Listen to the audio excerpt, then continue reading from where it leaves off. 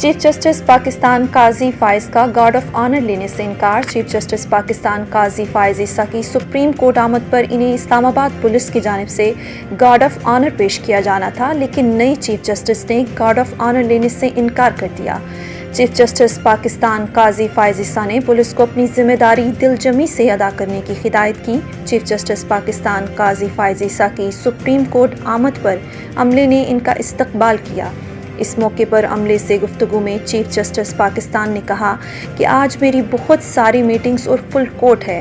آپ سب کے تعاون کا شکریہ۔ واضح رہے کہ سپریم کورٹ کے سینئر ترین جج جسٹس قاضی فائز عیسیٰ نے پاکستان کے 29ویں چیف جسٹس کی حیثیت سے عہدے کا حلف اٹھایا۔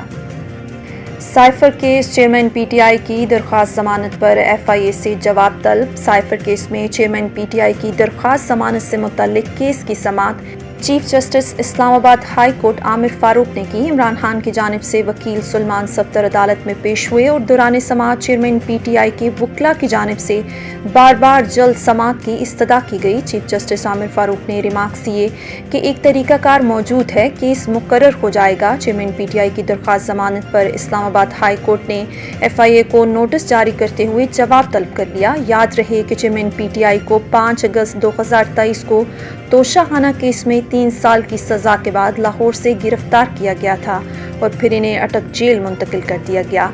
بعد ازاں ایف آئی اے نے بھی انہیں 19 اگست کو سائفر کیس میں عمران خان کو گرفتار کیا تھا۔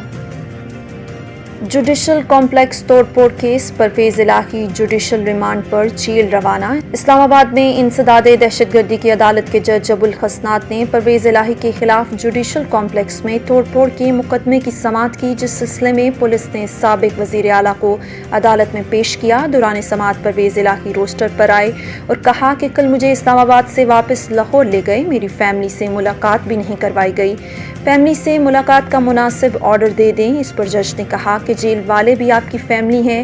اے ٹی سی کے جج نے سوال کیا کہ پرویز الہی کی کب جان چھوٹے گی؟ وکیل صفائی نے موقف اپنایا کہ کبھی کسی شہر اور کبھی کسی شہر چکر لگوا رہے ہیں، کون سا مقدمہ ہے؟ تفتیشی افسر نے بتایا کہ جوڈیشل کمپلیکس توڑ پھوڑ کا مقدمہ ہے۔ دوران سماعت اینٹی کرپشن پنجاب نے پرویز الہی کے راہداری ریمانڈ کی درخواست دائر کر دی، تاہم عدالت نے پی ٹی آئی کے صدر کو جوڈیشل ریمانڈ پر جیل بھیج دیا۔ سابق وفاقی وزیر داخلہ شیخ رشید کی حراست کے خلاف پٹیشن دائر۔ عوامی مسلم لیگ کے سربراہ شیخ رشید احمد کے بھتیجے شیخ عامر شفیق کی جانب سے دائر پٹیشن میں فیڈریشن آف پاکستان، پنجاب حکومت، I G Punjab, R P O, C P O, S P operations, S H O civil lines, Westridge Waris Khan, new town کو فریق بنایا گیا۔ پٹیشن میں کہا گیا کہ پولیس اہلکار شیخ رشید سمیت دیگر افراد کو بغیر کسی وارنٹ گرفتاری کے نامعلوم مقام پر لے گئے، جہاں انہیں غیر قانونی طور پر حراست میں رکھا گیا۔ پولیس حکام رابطے کے باوجود شیخ رشید سمیت دیگر زیر حراست افراد کے بارے میں معلومات فراہم نہیں کر رہے۔ حراست میں لیے گئے افراد کے خلاف نہ تو کوئی مقدمہ درج ہے اور نہ ہی کسی مقدمے کی تفتیش کے سلسلے میں ان کی ضرورت تھی۔